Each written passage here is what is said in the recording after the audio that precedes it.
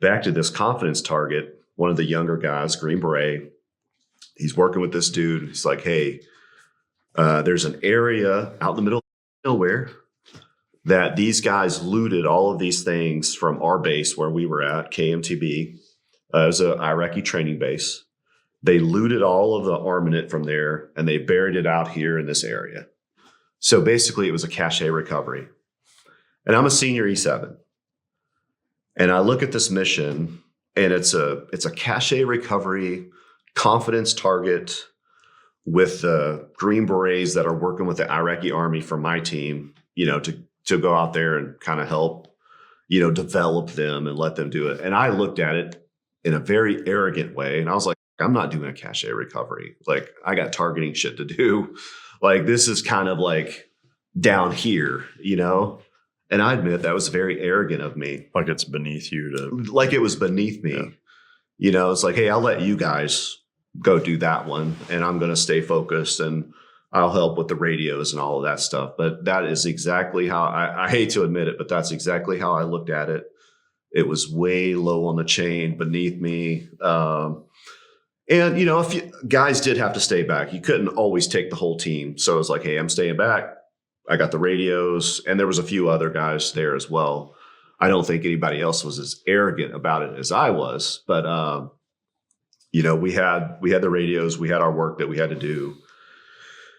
They went out, they did this target, and they fucking ran into an Al-Qaeda training camp out in the middle of fucking nowhere. Oh shit. And it was either an Al-Qaeda training camp or they were having some kind of significant meeting in the area, which we didn't have visibility on where maybe Zarqawi was in the area. I'm not saying he was, but maybe there was some huge, significant event going on that we didn't see. These guys kind of had one of the roads locked down. And it was basically like this dirt road, and it went over a bridge.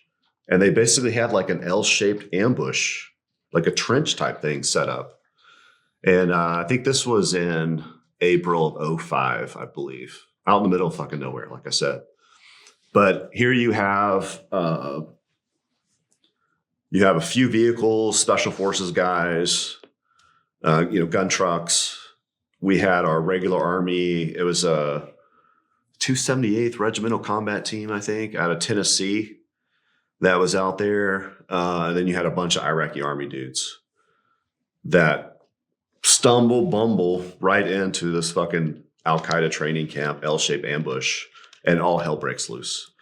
And I forgot to mention that the guy that basically took my seat, if I would have been there, was like the S2 guy from the 278, the National Guard. Wow. So he's in the vehicle with the special forces dudes, and then they start taking care of business. They start engaging with the enemy. They call in airstrikes. I think they had some OH-58s that came in and dropped some shit. But our guys got out and they started maneuvering a little bit. Then I think they kind of pulled back. But all hell broke loose. Do you know about how many Al-Qaeda fighters were on target? I think it was maybe 20 to 30. Yeah. 20 to 30 guys. So this all happens, and then, I'm listening to the radio and listening to them calling the airstrikes. I'm like, motherfucker, I'm missing, like, damn it. I was devastated, dude. Yeah. I was devastated. We ended up, me and a buddy, Jason, and somebody else, I think 4 hours later, we got on a helo and we linked up. All the death had already been dealt. They had pretty much killed everybody by then. Either the 58s killed them or our guys killed them. They were throwing grenades, dude. It was intense. It was intense. It was in your face. And unfortunately, we had two of our guys from the 278th Regimental Combat Team that got killed. Oh, wow.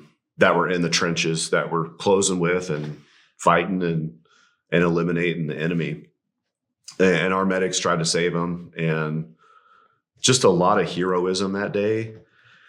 I think once it was all said and done, our team sergeant was awarded the Silver Star. Our 18 Delta was awarded the Silver Star. A shit ton of BSMVs.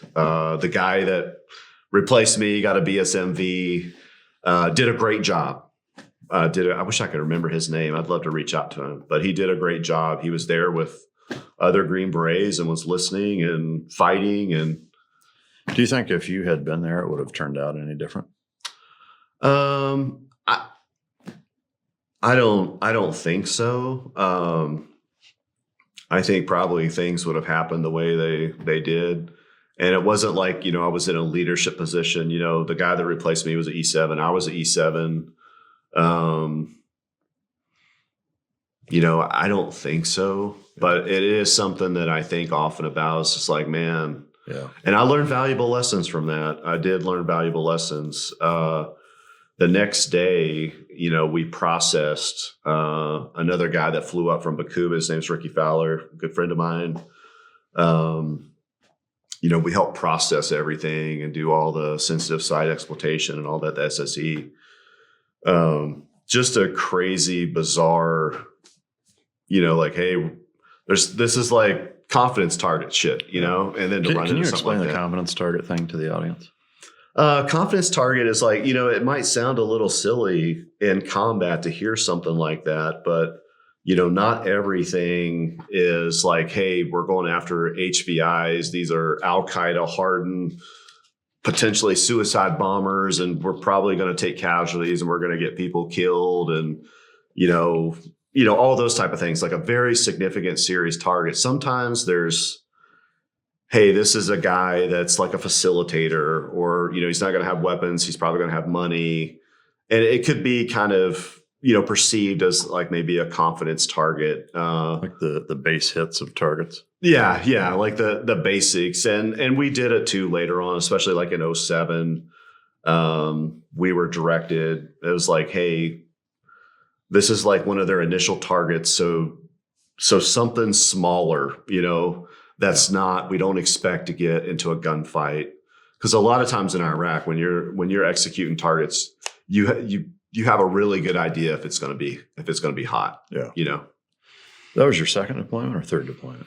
0405 was my second deployment, but it was such a valuable learning experience for me to not be arrogant and to not be complacent. It was really valuable. Like, it sucked that I went through it, but I'm glad I did. Yeah. Because my third trip to Iraq was at 06, January to August 2006, which is what Grit to Glory is based on, is that January to August 2006. Yeah. So I was a team sergeant, and I learned, because of what I went through, that whole arrogance piece. I was like, man, I'm not missing shit. Yeah. If the guys are leaving our compound, I'm going to be with them. Yeah.